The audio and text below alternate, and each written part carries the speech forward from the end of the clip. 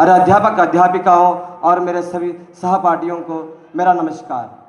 आज सभी लोग यहाँ पे एकाग्रित इसलिए हुए कि आज हम योगा का दिन उपस्थित करने के लिए यहाँ पे आए हैं।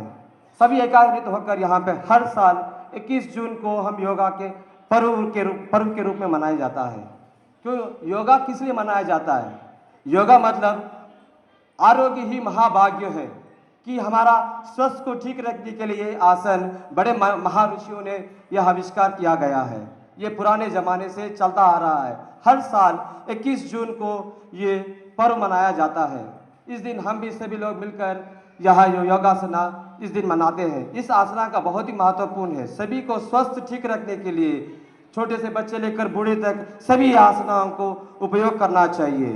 जय हिंद, जय Bharat. And teachers and my dear students, ఈరోజు యోగా డే జరుపుకుంటున్నాం. మనము ప్రతి సంవత్సరం జూన్ 21న మనం అంతర్జాతీయ యోగా దినోత్సవాన్ని జరుపుకుంటాం. యోగా అనేది మన భారతీయ సంస్కృతి నుండి వచ్చిన ఒక గొప్ప వరం.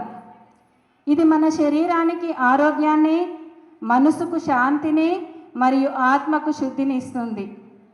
యోగా వల్ల మనకు శరీర దృఢత, మానసిక స్థైర్యం మరియు ఆత్మవిశ్వాసం లభిస్తాయి.